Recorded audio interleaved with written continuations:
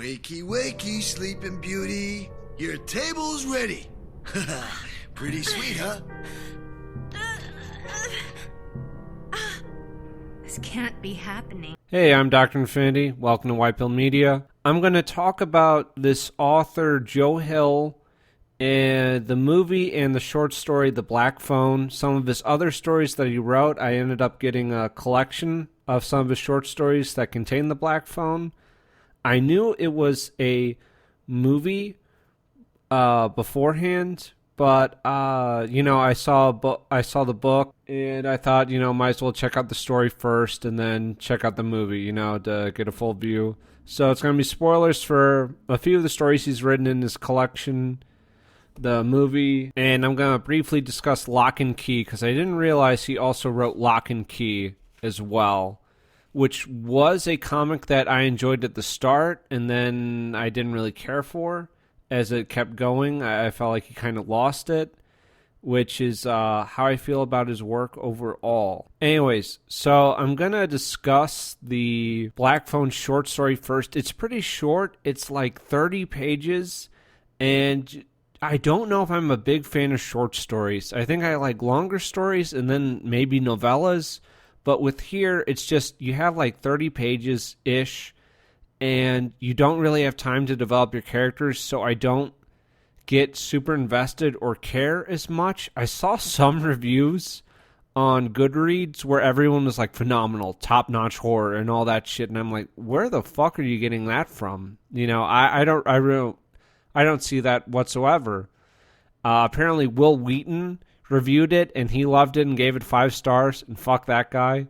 So, that soured my taste a little bit. But, I don't know. I checked out 3 of the short stories in the collection. There was Best New Horror, which was okay. It just felt like kind of like a high schooler's like horror story. It didn't feel like something you'd put into like a collection for a more like established writer, if that makes sense, where it's just like, what's going to happen, and then it happens, and you're like, I don't really give a shit about the character.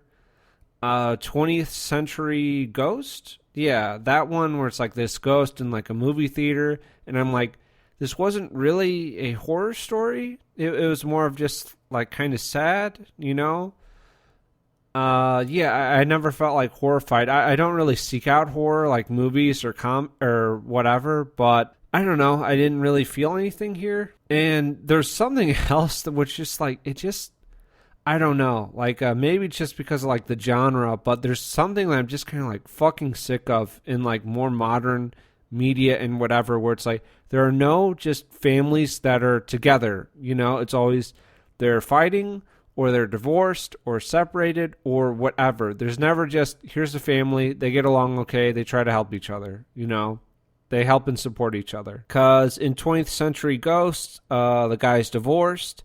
In Best New Horror, the guy's also divorced. In The Black Phone, the movie, it's a single dad because like the mom committed suicide and the dad's abusive. And in The Black Phone short story, it's 2 parents that are fighting constantly. And that's just something I'm like overall sick of. Like even in Lock and Key, it's just kind of like, the family is somewhat together. It's somewhat not.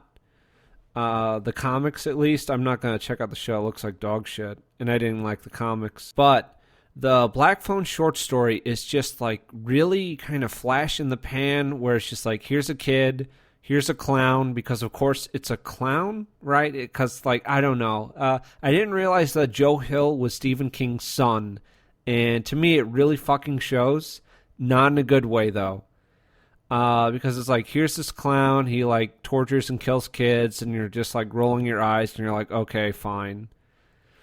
And yeah, just not much happens. He gets taken to this basement. He doesn't really make any attempts to escape, and he talks to the kids on the phone, like, I think once or twice, but they don't like really help him or do anything except for like, hey, pack the phone with like dirt to beat him. But in the short story, the sister also can do like the shining thing, but this literally adds nothing to the story because she doesn't actually like lead the cops anywhere or anything.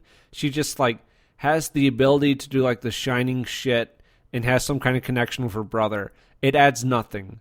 And it's just there, and you're like, is it just there because your dad wrote The Shining? Like, is that it? Is that what's going on? Just felt really weird to me. Just a really strange inclusion. Does that make sense? Unnecessary. But I read the story, and I'm like, oh, I don't know. It wasn't much. It was just like, I don't know. I thought maybe the clown guy would have some more background, and then I thought, oh, well, maybe in the, and it just had like a really abrupt ending as well, just like super abrupt, like here we go. And I thought maybe the movie would do a better job of like fleshing stuff out, and making it have a bit more weight to it.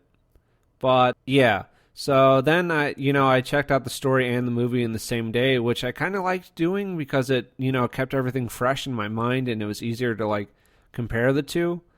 But the movie really expands on a lot of stuff that wasn't in the short story, which you kind of have to do to make like a feature-length film.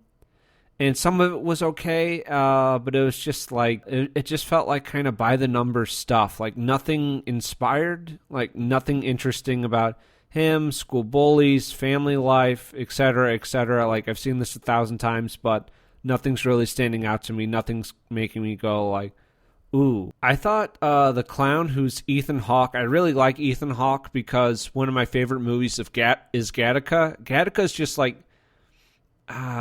it's just great. It's this great movie with him and Uma Thurman and some other just really good side characters. And it's in the future, and it's about, I guess, like gene editing and sort of eugenics.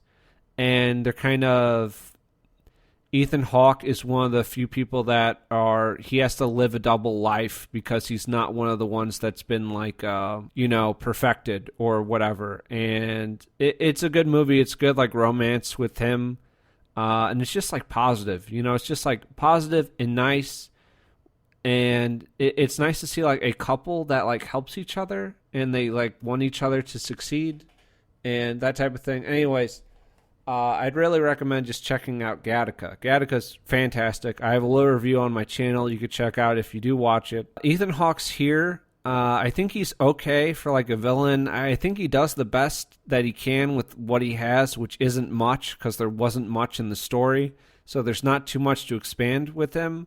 I think his mask thing is like interesting, or it's okay. I didn't like hate it, but like you kind of like heard the hype about it, like a kid talking through this phone with other dead kids, and they're gonna help him like get out of there and defeat this guy. But the villain's kind of underwhelming, and like the story's kind of underwhelming just because it's like boom fast. It's just pretty quick and like uninteresting. So Ethan Hawke, he brings this dog down into the basement with him when he's going down there to kill the kid, where he's like had enough of him, and the dog gets chained up, and I don't really know why the dog's there, because after Ethan Hawke's dead, the kid just throws a steak and the dog's busy with that, and then he goes upstairs. And I just don't understand why, why this is occurring. I mean, like the dog's just there, it's chained up, and you're like, okay, the kid's gonna have to fight the dog or something, because otherwise it's like Chekhov's gun, right? Why bring the dog into the picture if the dog doesn't do anything in the movie? Anyways, the movie was just okay, not great. It's not something I would watch again. It's not something I would like buy. And the short story as well, where it was just like kind of underwhelming. I think this would not have gotten made if he wasn't Stephen King's son, and Lock and Key, like some of the short stories, it seemed like decent ideas, and then he just couldn't fucking deliver on them, like he has a decent premise, like Lock and Key, the first volume of the comic. I think that's great. I think it's really phenomenal. And then he just fucking loses it later on, where it's just like, super fast paced, and you just kind of he just kind of loses it, and there's just a montage and just like a montage of them like finding and using keys, and it's just like, holy shit, man, you really just lost the pacing. And you kind of question, like, do you not have an editor, because like your so-and-so son. Anyway, I know this wasn't a white pill, but whenever I do like kind of a bad review, I at least want to recommend some good movies. So I am recommending Gattaca. Gattaca's just a nice, solid movie. One of my favorites. You can check that out. I got some other shit on my channel, mostly reviews. There's some shit posting. Anyways, that's going to be it for me. Dr. Infinity out. Thanks for watching.